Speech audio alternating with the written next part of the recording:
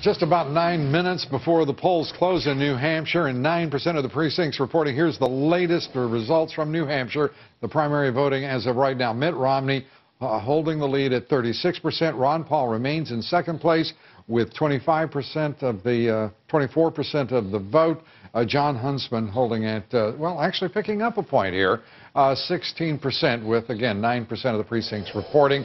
And this picture you're looking at is Romney headquarters in Manchester, a buzz of activity as you see there, people starting to gather, anticipating what will be a, how shall I say this, a very pleasant evening for the governor and his supporters.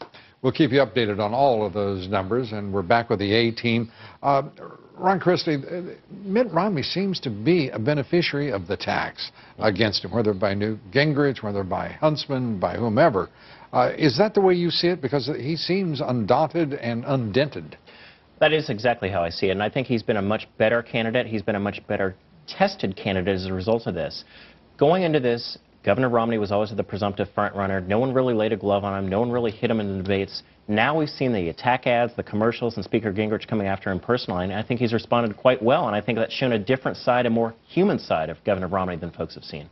Human, would you agree, Sabrina? Yeah, absolutely, and also well prepared. I mean, as we know, he's been campaigning for at least 5 years now.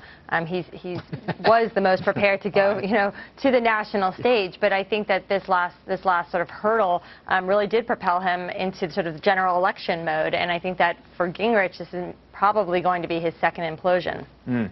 You agree with that? I do, to some extent, except for human. I don't know what your definition of human is, but he seems very robotic to me. He's got. There's nothing esoteric in the word, nor its definition on this broadcast. Listen, bottom line, let's put this in perspective. He's a governor from Massachusetts who's winning New Hampshire. Paul Tsongas was a senator from Massachusetts who won New Hampshire. A guy named Bill Clinton came out who came in third, claimed victory that night, and it propelled him to the presidency. So I don't know that this is a, listen, it's a good thing to win Iowa and New Hampshire. It's better to win than to lose, but I don't give him 100% credit. The real test for him is South Carolina. If he wins in South Carolina, I'm ready to declare him the nominee and start fighting against him. But looking ahead to South Carolina, there's just not that much competition. I don't think that Perry is any longer really a viable candidate. Huntsman doesn't really have an institution down there. Paul doesn't look very promising down there. Newt doesn't. Ron, you get the last possibility, but I don't see it. Very quickly, he'll be the first candidate to have won Iowa, New Hampshire. The last one was, of course, George H.W. Bush in 1988, the sitting vice president. I think that makes him the de facto and the presumptive